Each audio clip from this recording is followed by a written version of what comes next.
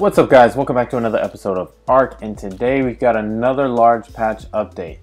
Alright, so supposedly this one is going to be the last patch update before the full game release. But we'll get into a little bit of what they added in for possibly the last patch. So as you see, I'm naked and sitting on a toilet.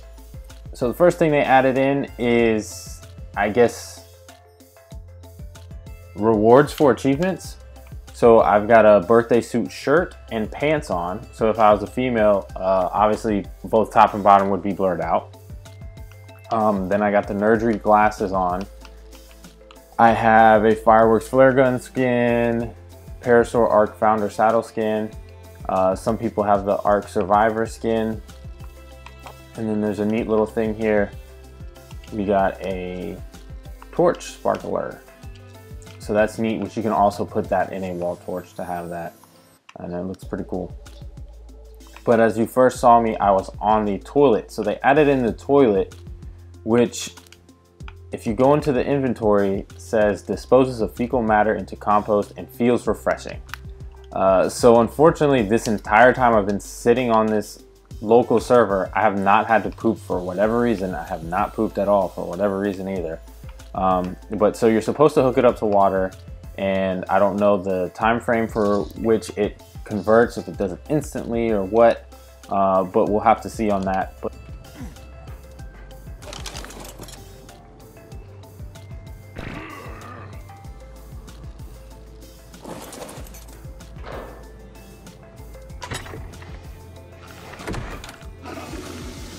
that little guy right there will cost you, a toilet will cost you 30 stone, 70 wood, 180 raw metal, 200 cementing paste, and 40 crystal.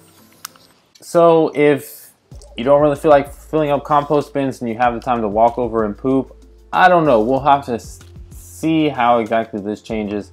I'm assuming it's going to be quicker than the kind of time length you have to put thatch in the compost bin along with the poop and blah blah blah. We'll see about that. I'm not that sure. But the other items they also added in is the harpoon launcher. So we got here underwater. This is supposed to shoot. So it is what it's supposed to do. If I aim here, the range is horrible. I was aiming way over there and it only got to here. So that does that kind of damage. It also has a trank spear bolt that you can use. So obviously that's going to tranquilize dinosaurs. So let's see. Hit him with one. Immediately his tar pours at 255 max. So it does 255 tar pour damage to him. But then let's jump right into the dinosaurs. So first up here I got is the Hyenodon. As you could expect, it's a hyena. It looks like a little puppy dog. But basically these guys, you can't ride them, they're too small. You can put a meat pack on their back, which basically slows the decomposition of whatever thing you put in there that decomposes. But they're popular pets. They make great hunting packs. Obviously, they're pack animals just like wolves. So if you're riding a pack of wolves and you have a pack of hyenas coming along behind you, you know, your foes are going to be in a tough situation. Alright, so this Hesperornis here is the next guy we have. So it's not really useful for much else other than the eggs that it lays. So I believe it's the one in the trailers that shows that the golden egg is laid.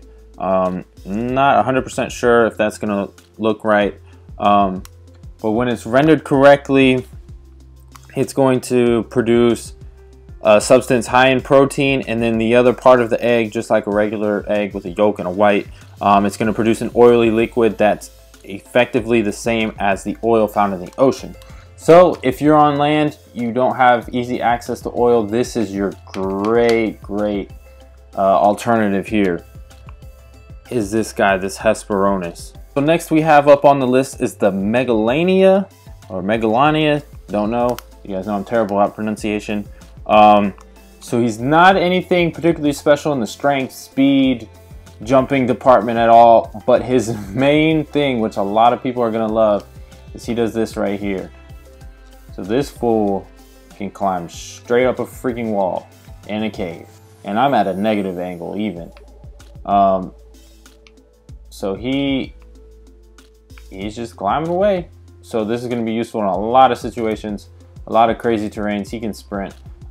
He does have an attack. He can jump off. He's got a kind of a biting claw attack, whatever you want to call it. So that's him. He's going to be very useful in climbing rocks and getting people out of sticky situations. And you do not need a saddle to ride this guy, so that's even better. Okay, next on the agenda we have this big guy here, is the Utyrannus.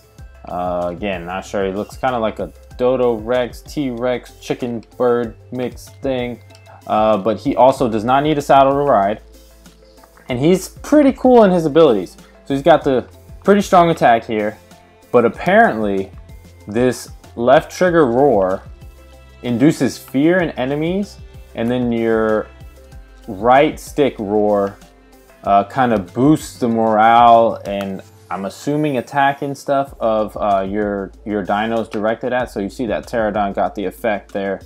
So he's very useful in kind of large battles, warfare, stuff like that.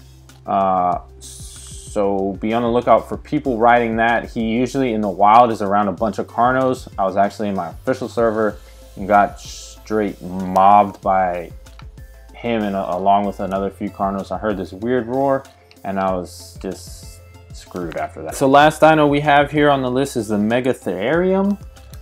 Basically he looks like a big old anteater, sloth, something or other, who knows, ugly guy.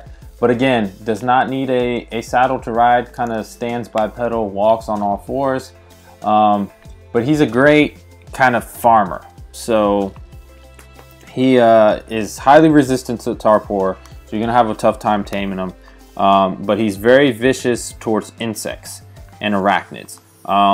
So he gets a lot of chitin and keratin from bugs, spiders, stuff like that, scorpions. So that's what you're used for this big guy here. He's just gonna kind of take up a lot of room in your pen. So another very interesting thing they added in with this patch is you see it looks like a kind of little kid scribbled on this Megalania here. So what you can do, they call it war paint, which apparently you can apply to dinos and humans.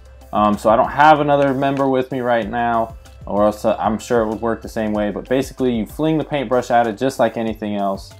I'm gonna go ahead and rotate him to his other side.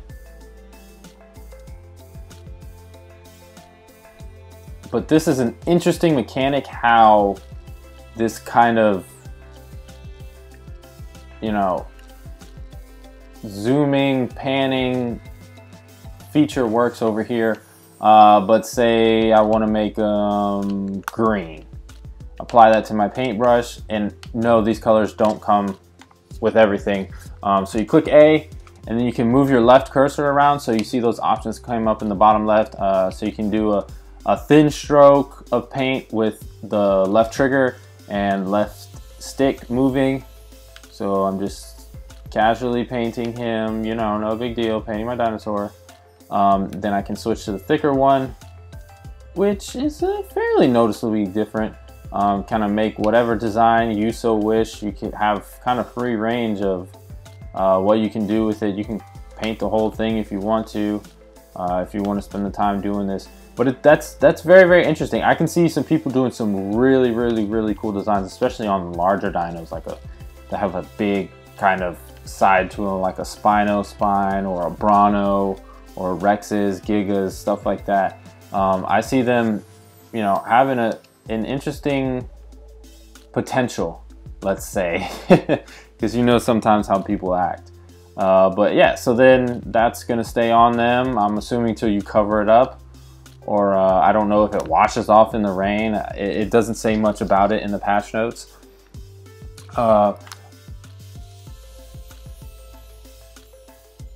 But other than that, they added the speedboat, as you see here. So this thing is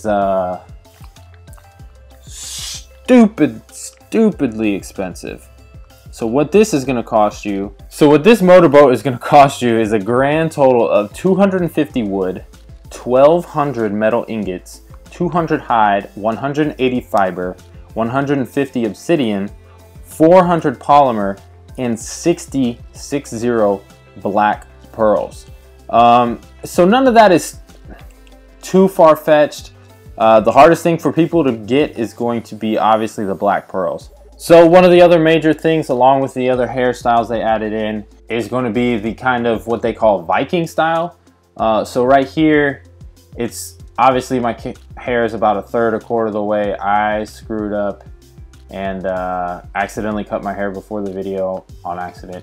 But it's kind of this cut on the sides, mohawk feathered, and it looks like it's braided in 3 rows, kind of on both edges and then down the middle when it's grown out. And then your facial hair to match that is currently actually what I have. So it's more of a scruff, I guess you can say. It's not necessarily the default. It's a little more tamed. There you see kind of the other stuff, the mutton chops that I missed last video, and the kind of slicked back braids, all the other ones that we can go through, the little mohawk. Oh, I look so sad with my hair so short. But other kind of notable things that they added in with this patch that I'll just point out is that there's updates to the UI. I, again, don't like it, not a fan. Seems like they made things even smaller, especially the main menu and kind of the start menu. Another thing you need to watch out for is the direwolf now has pack logic and with pack buff. So you'll certainly clearly see a wolf that looks like it's on fire, and it's scary, to say the least. Other things they added, memory fixes, the achievements that I mentioned in the beginning. It says achievement set now includes various cosmetics, hairstyles, and emotes unlocked as you get achievements. So that's a pretty cool addition. Most everything else is small things that they added in. Ballista harpoon bolt now has significant piercing properties akin to the composite arrow. Official PvE changed to use offline raid protection. I'm not 100% what that means exactly. I've not played around with my own server. I don't really know how that all works. So if anybody in the comments could let me know what exactly offline raid protection means.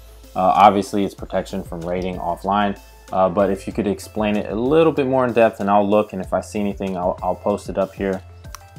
But everything other than that is kind of little stuff. I'll link again the patch notes down in the description below so you guys can take a look at them yourself and look a little more in detail.